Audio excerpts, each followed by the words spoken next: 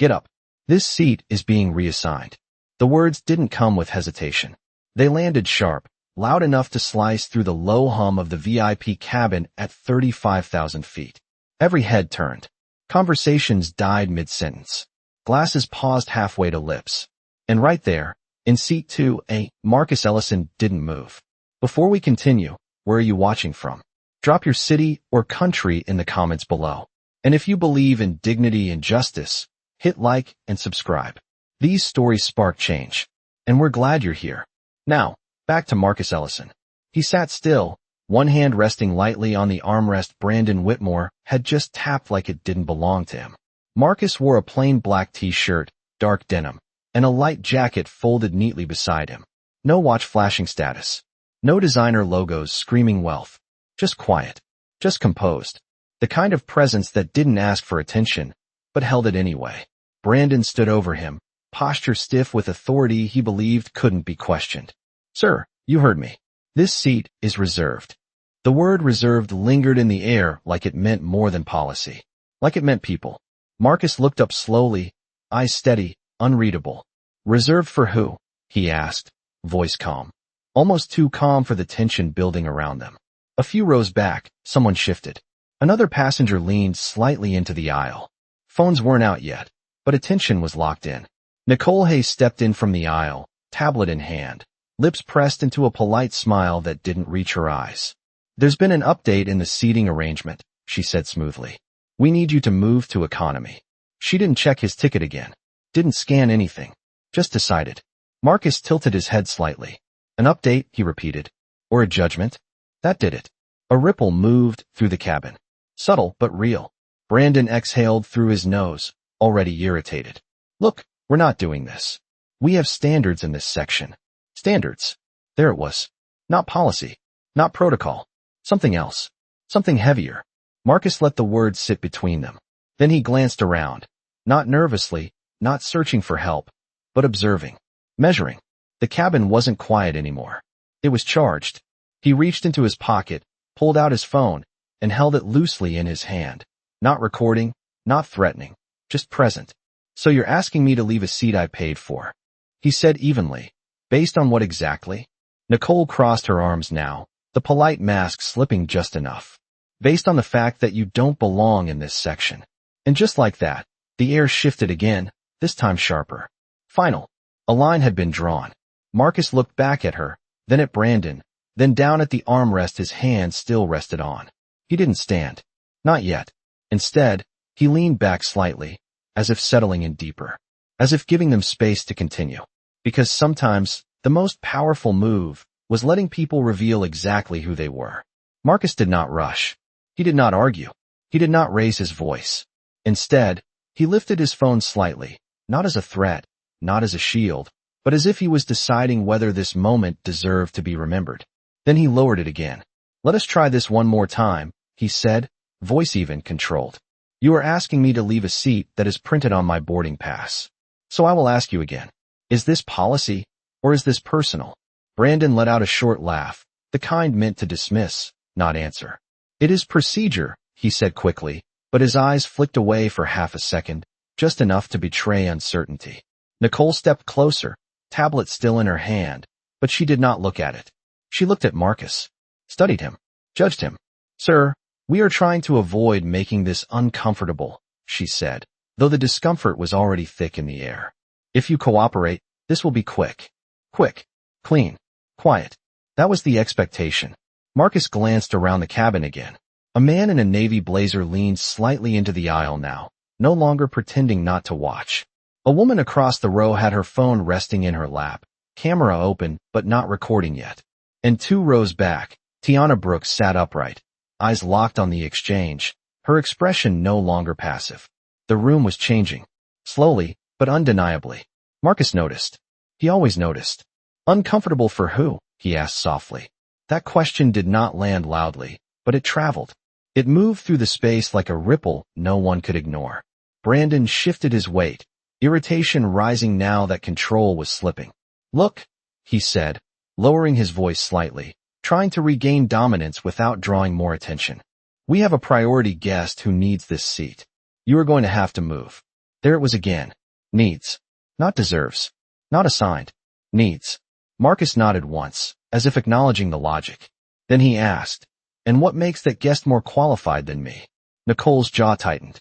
"Sir, do not do this," she said, her tone sharpening just enough to reveal the edge beneath the professionalism. "We are asking you nicely." Marcus leaned back again, slow, deliberate, as if settling deeper into the moment instead of stepping away from it. "No," he said quietly. "You are not asking. You are assuming." A silence followed that felt heavier than before. Not empty, but full. Full of eyes, of thoughts, of quiet judgments forming in real time. Tiana shifted in her seat and spoke, her voice clear enough to cut through the tension. "He showed his boarding pass," she said. "I saw it when he sat down. It scanned green. The effect was immediate." Heads turned again, this time not toward Marcus, but toward the crew. Nicole blinked, just once, caught off guard by the interruption. Brandon straightened, defensive now. "Ma'am, this does not concern you," he said, but his voice lacked the confidence it had seconds ago. Tiana did not look away. "It concerns everyone if you are moving people out of paid seats for no reason," she replied. And just like that, the moment stopped being private. It became something else. Something public. Something witnessed. Marcus did not thank her. He did not acknowledge her directly. But the corner of his gaze shifted, just enough to register that the room was no longer neutral ground. It was beginning to choose a side. Nicole exhaled slowly, then tapped her tablet, though nothing on the screen seemed to change. "Sir," she said again, forcing calm back into her voice. "If you do not stand up, we will have to escalate this." Marcus nodded once more, as if that was the answer he had been waiting for. "Then escalate it," he said. "No anger. No fear. Just certainty." And that was the moment something invisible tipped. Because what they thought was resistance was actually permission. Brandon did not wait this time. He straightened his jacket, glanced toward the front of the cabin, and lifted his hand slightly in a signal that did not need words. It was subtle, practiced, the kind of gesture that carried authority without explanation. Within seconds, another crew member near the galley looked over, alert, already reading the situation without asking questions. Nicole stepped half a pace closer to Marcus, lowering her voice as if that would make the moment feel more controlled. "This is your final request to comply," she said, each word measured, rehearsed. "If you do not move, we will have to involve cabin security." Marcus looked at her, then at Brandon, then briefly at the aisle ahead where movement had already begun. He nodded once, slow, almost thoughtful. "You have already involved them," he said quietly. The words were not loud, but they landed with weight. Nicole hesitated for just a fraction of a second. That fraction was enough. Enough for the passengers watching to notice the shift.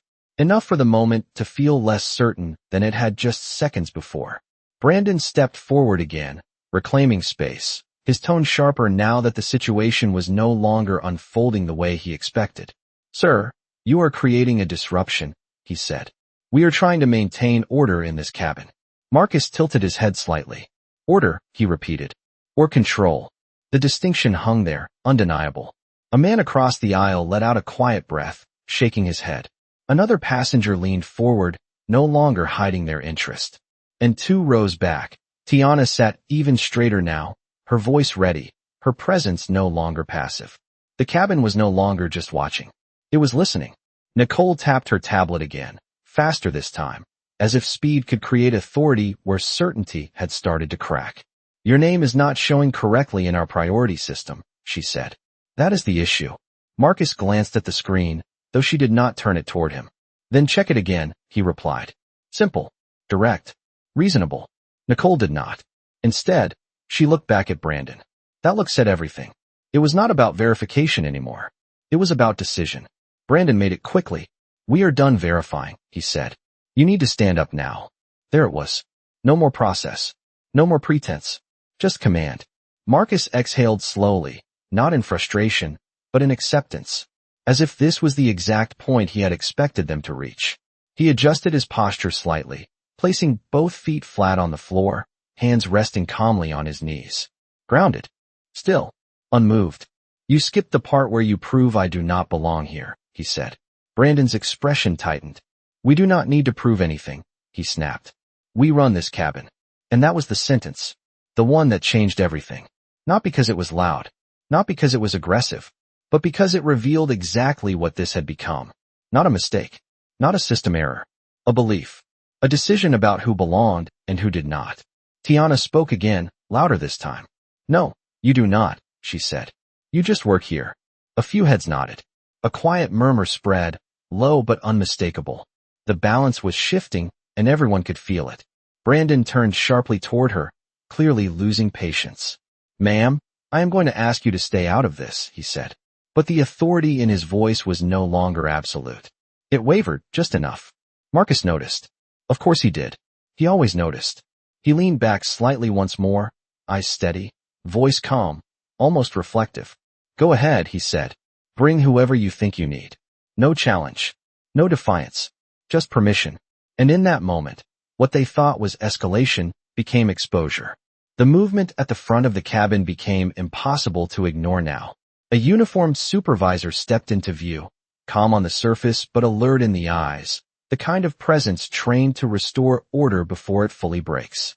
He paused just long enough to take in the scene.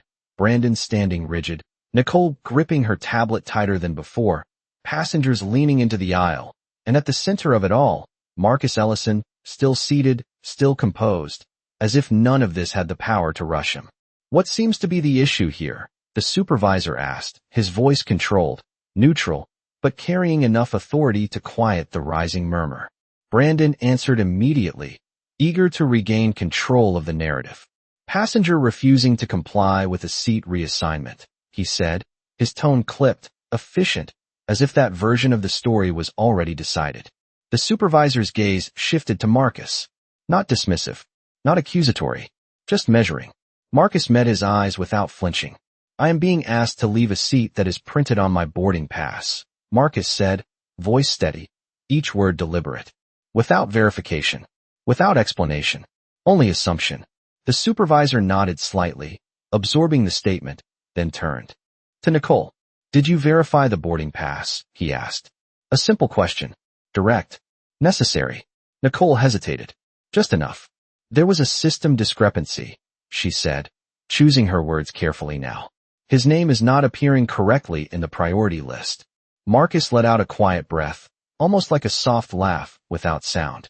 Interesting, he said, because it scanned correctly when I boarded. That detail hung in the air. It did not accuse.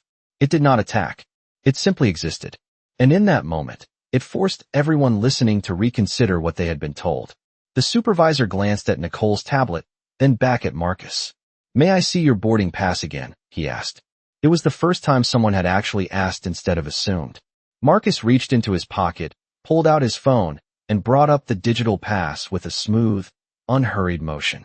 He held it up, not pushing it forward, not defending it, just presenting it. The supervisor stepped closer, scanning it with his eyes, then with his device. A soft beep followed. Green. Clear. Confirmed. The sound was small, but it carried weight. It cut through the tension like a quiet verdict. For a second, no one spoke. Nicole's grip on the tablet tightened. Brandon's posture stiffened again, but this time it looked less like authority and more like resistance. The supervisor straightened slowly, looking back at Brandon. The seat is assigned correctly, he said. Not loud. Not dramatic. Just factual. That should have been the end. It should have reset the room, restored balance, closed the moment before it grew any larger. But Brandon did not step back. Instead, he leaned forward slightly, voice lower now, but sharper. We still have a priority adjustment to make, he insisted. This seat is needed. Needed. Again. Not assigned. Not earned. Needed. The supervisor's expression shifted, just slightly, as if he recognized the gap between procedure and what was actually happening. On what basis? He asked. Brandon hesitated for the first time. Not long, but long enough for everyone watching to feel it. Nicole stepped in quickly, trying to fill the silence. We have a high-value client boarding shortly, she said. We are making accommodations. Marcus looked between them, then back at the supervisor. So the rule is flexible, he said calmly. Just not for me. That sentence landed heavier than anything before it. Because it was not loud. It was precise. And precision leaves no room to hide. The supervisor did not respond immediately. He looked around the cabin, at the faces watching, at the tension that had already spread beyond control. Then back at Marcus.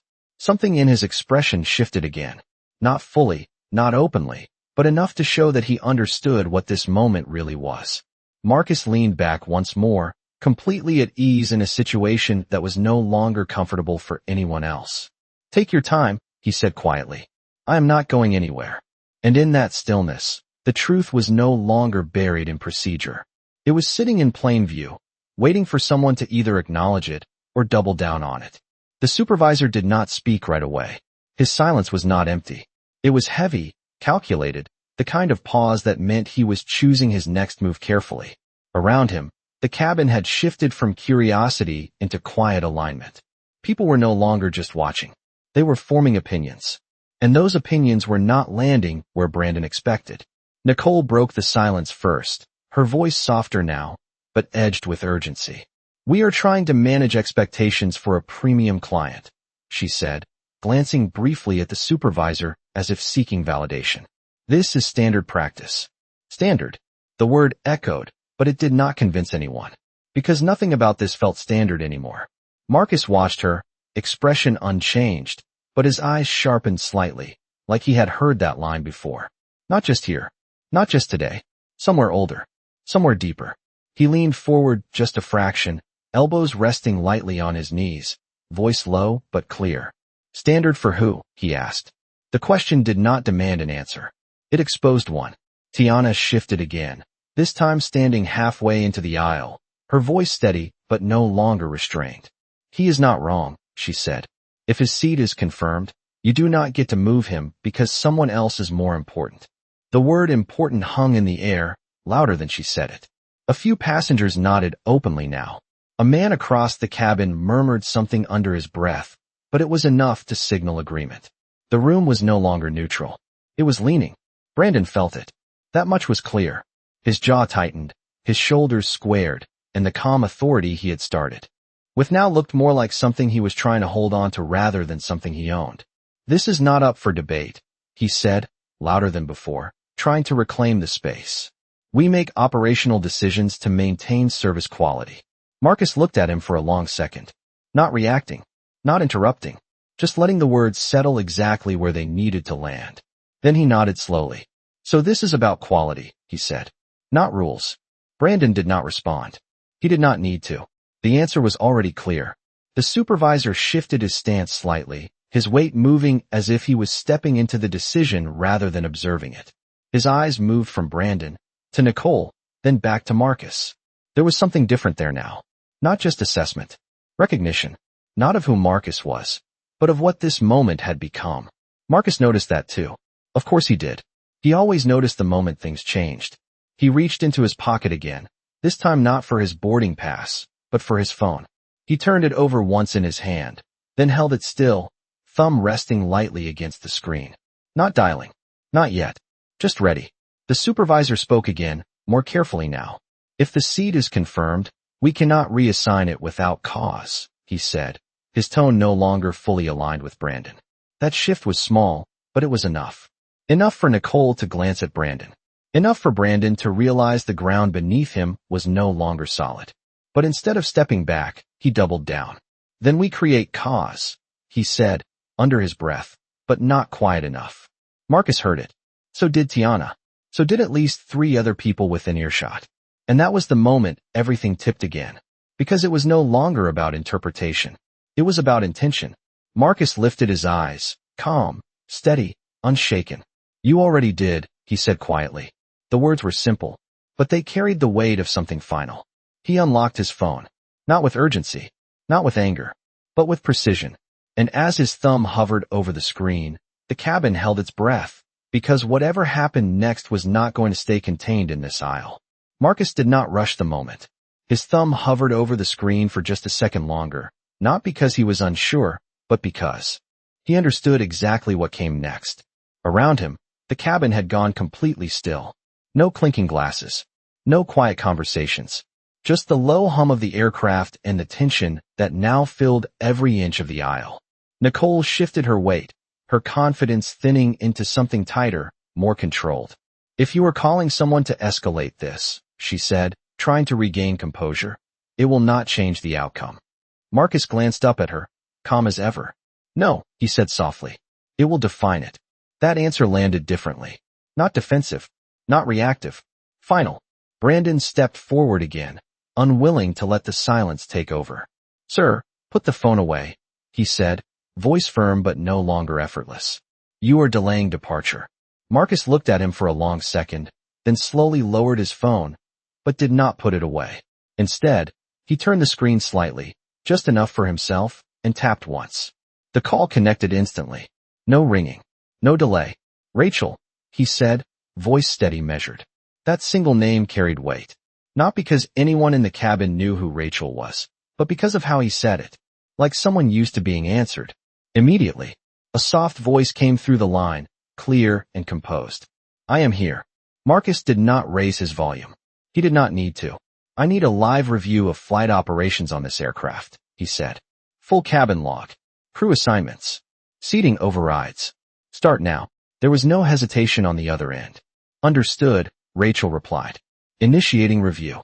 Stand by. Brandon let out a short, dismissive laugh, but it did not carry the same confidence as before. You think a phone call is going to change policy mid-flight, he said. Marcus did not look at him this time. It is not a phone call, he replied. It is a record.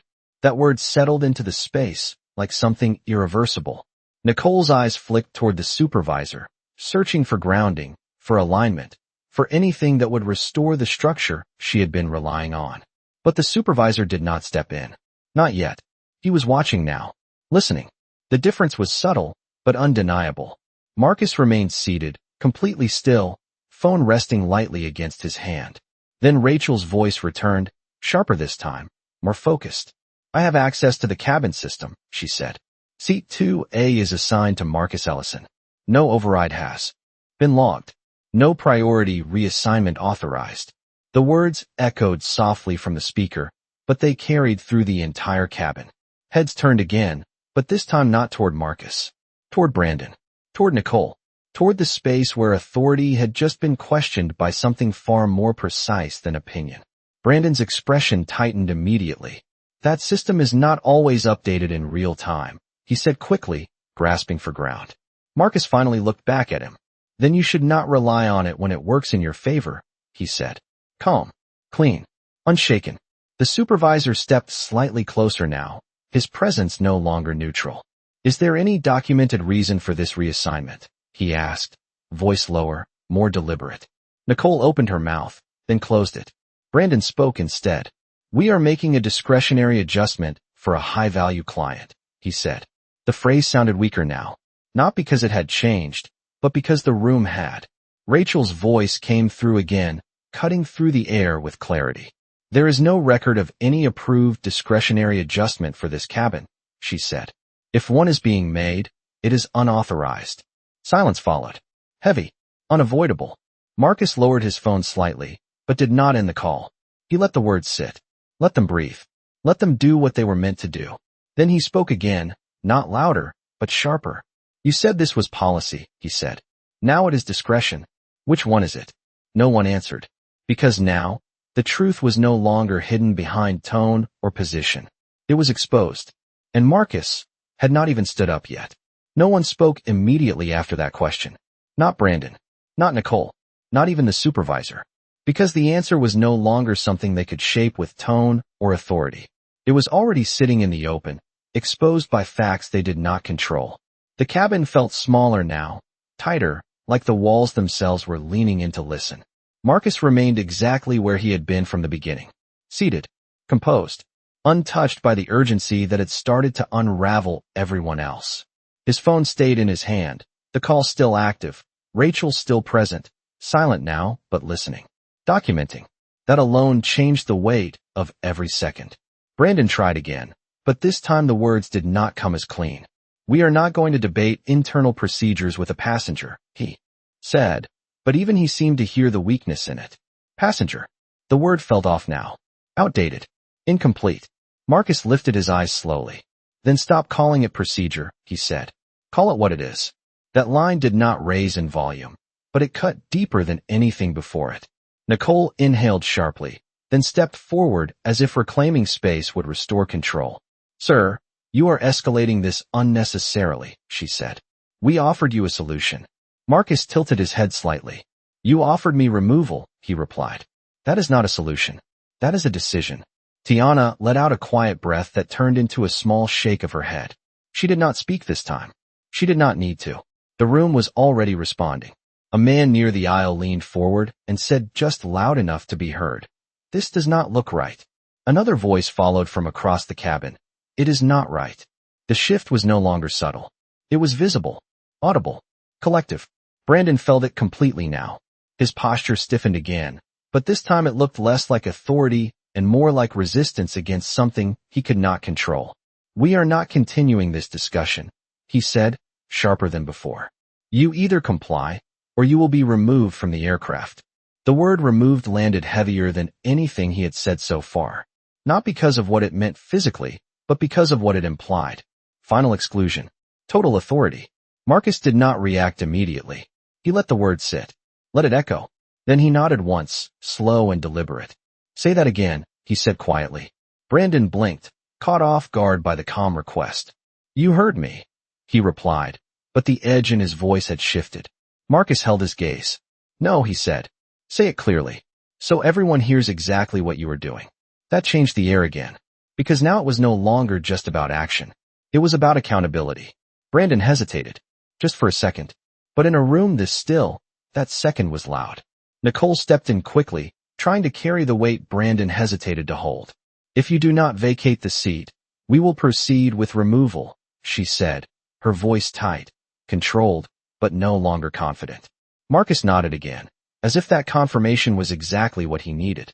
He lifted his phone slightly, not pointing it at them, not using it as a threat, but as a witness. "Thank you," he said. Simple, polite, final. Then he turned his attention back to the call. "Rachel," he said, voice steady. "You have that." A pause.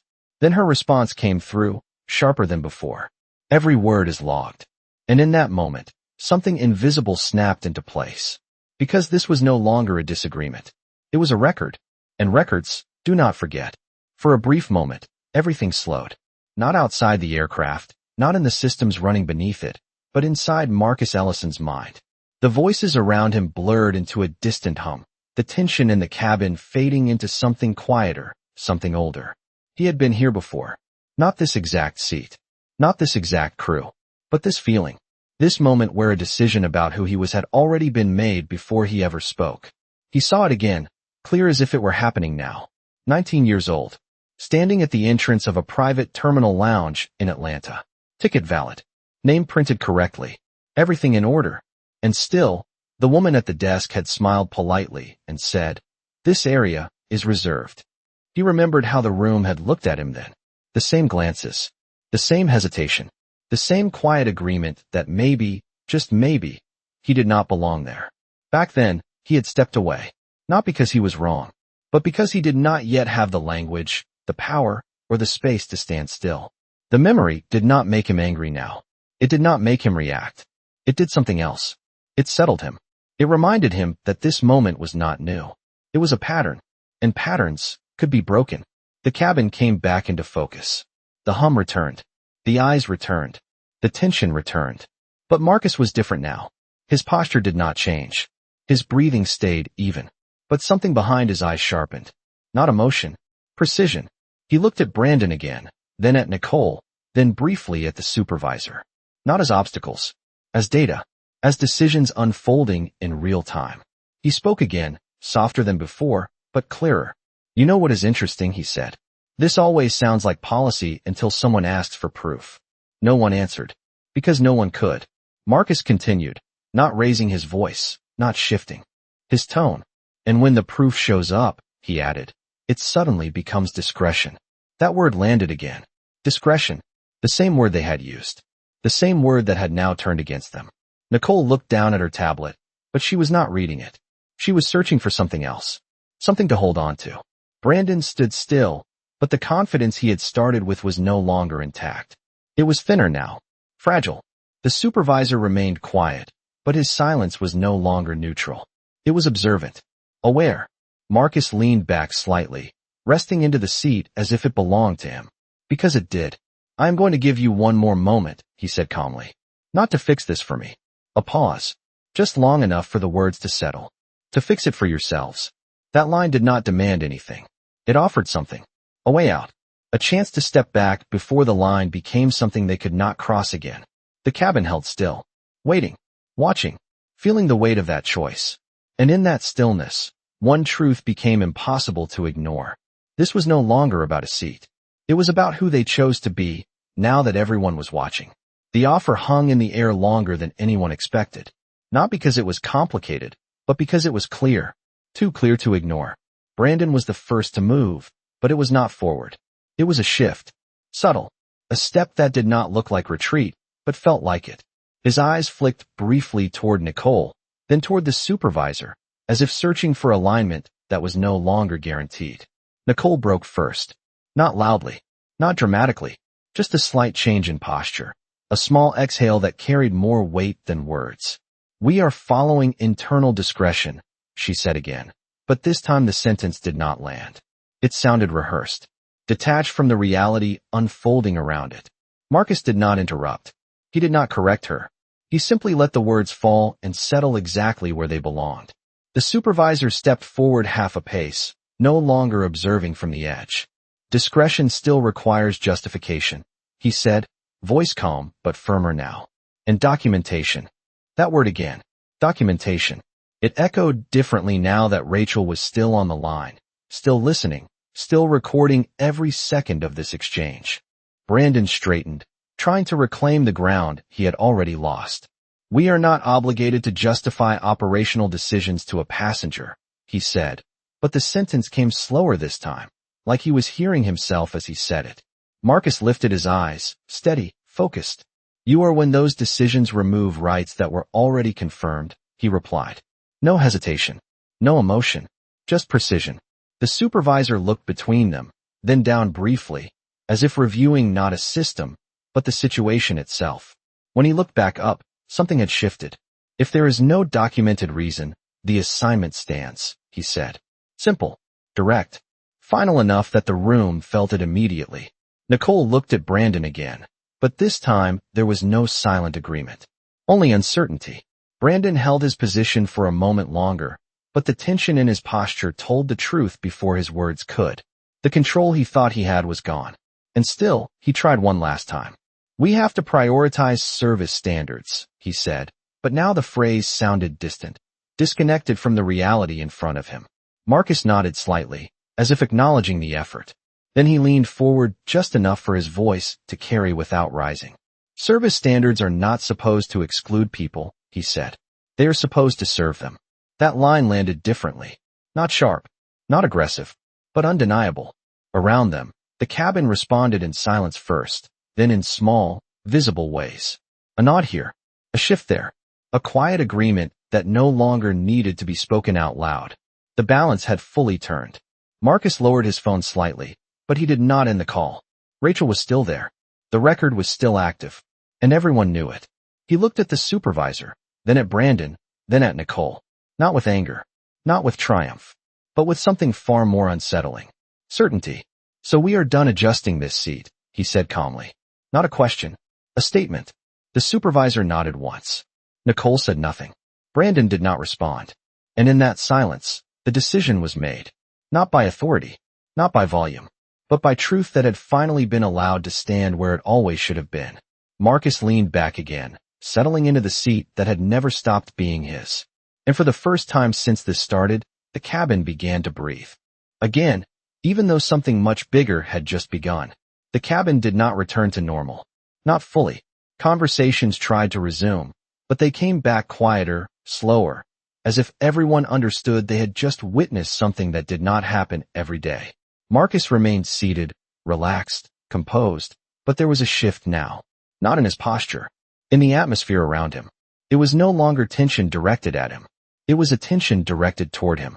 Brandon stepped back half a pace. Then another, as if distance could undo what had already unfolded. Nicole lowered her tablet slightly, her grip loosening, her certainty gone. The supervisor remained near, but no longer as an authority enforcing control. Now he stood as someone who had seen enough to understand exactly where this had gone wrong. Marcus lifted his phone again, still on the call. Rachel, he said, voice steady. Bring in executive oversight. There was no hesitation on the other end. Already in progress, she replied. Leadership has been notified. They are joining the review now. That sentence landed differently than anything before it. Leadership, not customer service, not support, something higher, something final. Brandon's eyes narrowed slightly, the first real sign that he was starting to understand the scale of what he had stepped into. Who exactly are you reporting this to? He asked, his tone no longer confident, but cautious. Marcus looked at him, not with irritation, not with anger, but with something far more controlled. Measured clarity. The people who oversee this entire operation, he said. The ones who decide what standards actually mean. Nicole shifted again, this time stepping slightly behind Brandon, no longer leading, no longer reinforcing. The structure that had supported them minutes ago had dissolved. Around them, the passengers were no longer whispering. They were watching openly now, some with curiosity, some with quiet approval, some with the kind of attention reserved for moments that feel bigger than they appear. Marcus slowly stood up, not abruptly, not dramatically, just enough to meet Brandon at eye level. The movement alone changed the balance again. He adjusted his jacket slightly, then looked around the cabin, taking in every face, every witness, every silent acknowledgement of what had just happened. Then he spoke, not loudly, but with a clarity that carried through the entire space. You said I did not belong here, he said. A pause. Not. For effect. For truth. What you meant was, you decided I did not fit your version of who belongs here. No one interrupted. No one could. Marcus continued, his voice still calm, still controlled. But this seat, he added, was never the issue. Another pause. This one heavier. Your judgment was. The words settled into the cabin like something permanent. Something that would not fade when the flight ended. Brandon opened his mouth, but nothing came out. Nicole looked down, unable to hold the moment anymore. The supervisor remained still, his silence now carrying agreement rather than neutrality. Marcus lifted his phone slightly again. Rachel, he said, they are ready. A brief pause. Then her voice returned, sharper, unmistakably official. Understood. Proceeding with executive action. And in that moment, before anything else was said, before any official title was spoken out loud, everyone in that cabin felt it. The shift was complete. The power in the room had changed hands, and it was never going back. The shift did not come with noise. It came with silence. The kind that spreads slowly, deliberately, until everyone feels it at the same time. Marcus stood there, steady, unshaken, his presence no longer questioned, no longer challenged. Around him, the cabin had fully turned. Not in chaos, not in confrontation, but in clarity. People were no longer wondering what was happening. They understood. Brandon felt it first, not in words, but in the way the room no longer supported him. The same space that had once amplified his authority now reflected it back at him, empty. He swallowed, his posture tightening, his eyes flicking once more toward Nicole, but this time there was no response waiting for him. She had already stepped back, not physically far, but enough. Enough to show she was no longer standing with him. Nicole's gaze dropped to the floor, her tablet now hanging loosely at her side, as if even holding it felt misplaced. The supervisor remained still, but his stance had changed. He was no longer positioned between Marcus and the crew. He had shifted slightly, aligning with the truth that had already surfaced. Marcus did not rush the moment. He let it breathe, let it settle, let everyone fully see what had unfolded before moving forward. Then Rachel's voice came through again, clearer, firmer, carrying the weight of something official. Executive review has been completed, she said. All crew interactions have been logged and verified. The words were calm, but they carried consequences. Real ones. Brandon straightened slightly, as if bracing against what he already sensed was coming. This is being escalated far beyond what is necessary, he said, but his voice no longer held control. It sounded like someone trying to stop something that had already begun. Marcus turned his head slightly, just enough to acknowledge him. No, he said quietly. This is exactly where it needed to go. That sentence did not attack. It concluded. Rachel continued, her tone now unmistakably decisive. Based on the review, the actions taken by assigned crew do not align with company standards or operational policy, she said. Immediate administrative suspension is being issued pending full investigation. The words landed clean. No hesitation. No room for interpretation. Nicole's breath caught slightly, her shoulders tightening as the reality of it settled in. Brandon did not move at first. He stood there, absorbing it, as if still trying to find a version of the moment where he was still in control. There was none. The supervisor stepped forward just enough to formalize what had already been decided. "You will need to step away from active duty for the remainder of this flight," he said, his tone professional but firm. Not confrontational. Final. Brandon blinked. Once, then nodded slowly, the motion stiff, disconnected from the confidence he had started with. Nicole followed, silent, her expression no longer defensive, just still. The cabin watched it all. Not loudly, not dramatically, but completely. Every movement, every shift, every consequence. Tiana remained standing for a moment longer, then slowly sat back down, her eyes still fixed forward, not in shock, but in recognition. Recognition of something she had seen before, just not resolved like this. Marcus lowered his phone slightly, but he did not end the call yet. Not until everything had been said. Not until everything had been seen. He looked around the cabin once more, not searching, not measuring, but acknowledging. Then he spoke, calm, steady, clear. "This was never about removing me," he said. "It was about revealing you." And in that moment, no one in that cabin could look away from what had just been exposed. The movement that followed was quiet, almost understated, but it carried more weight than anything that had come before. Brandon stepped aside first, not because he chose to, but because there was no space left for him to stand where he had been. Nicole followed, her steps measured, her eyes no longer meeting anyone else's. The authority they had tried to hold just minutes ago had dissolved completely, leaving behind something far more fragile.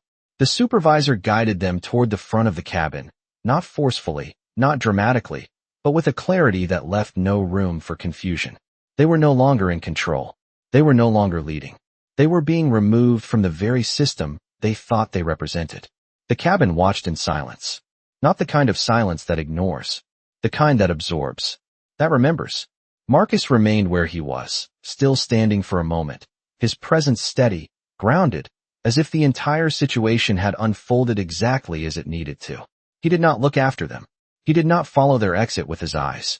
Instead, he turned slightly, taking in the passengers who had witnessed everything. Tiana met his gaze first. There was no need for words. Her expression said enough.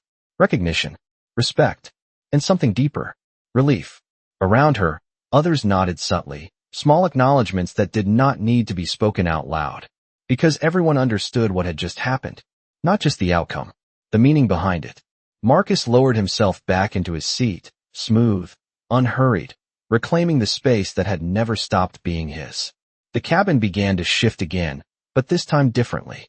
The tension was gone, replaced by something steadier. Something resolved. Conversations resumed, but they carried a different tone now. Softer, more aware, as if the entire room had recalibrated. Marcus lifted his phone once more. "Rachel," he said, voice calm, even. "We are done here." There was a brief pause on the line. Then her response came back, composed as always. "Understood. Final report will be filed. Leadership will follow up." Marcus nodded slightly, then ended the call. The screen went dark, but the impact of what had just been recorded remained very much alive. He placed the phone down beside him, resting it lightly on the armrest. Then he leaned back, eyes forward, posture relaxed, as if this was just another moment in a long day. But it was not. It was something else. Something that would not disappear when the flight landed. The supervisor returned briefly, pausing near Marcus's seat. "Sir," he said quietly, "I want to apologize for what happened." Marcus looked up at him, not dismissive, not distant. "Just clear. Do not apologize for me," he replied. "Fix it for the next person." The supervisor held his gaze for a second, then nodded once. That was all. No extended speech. No performance. Just understanding. He stepped away, leaving Marcus alone again, but not in the same way as before. Because now, the space around him was different. It was not questioning him. It was respecting him. Marcus exhaled slowly, a small breath that carried none of the tension from earlier. His eyes moved briefly toward the window, where clouds stretched endlessly beneath them. Calm. untouched.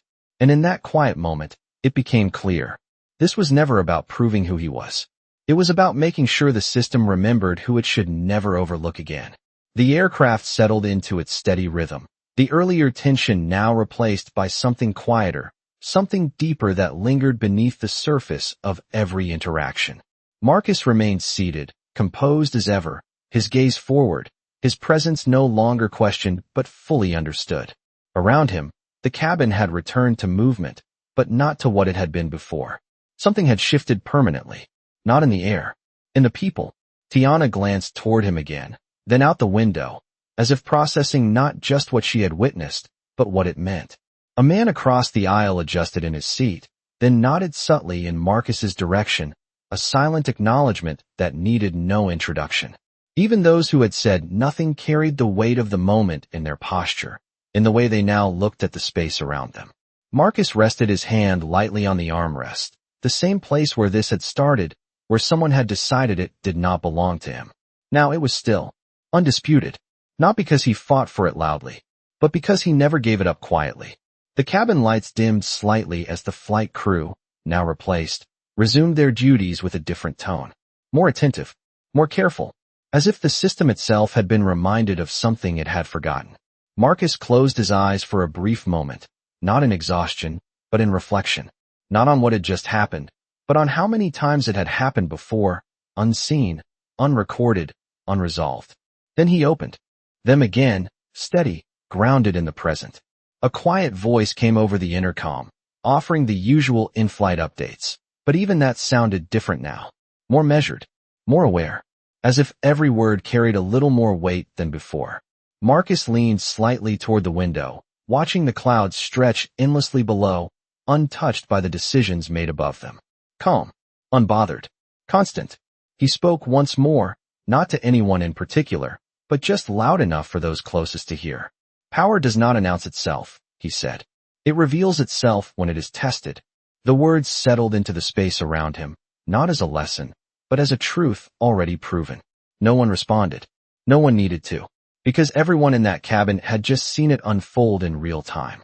Marcus adjusted his jacket slightly, then rested back into his seat, exactly where he had been from the beginning. But now, there was no question left. Not about him. Not about the system.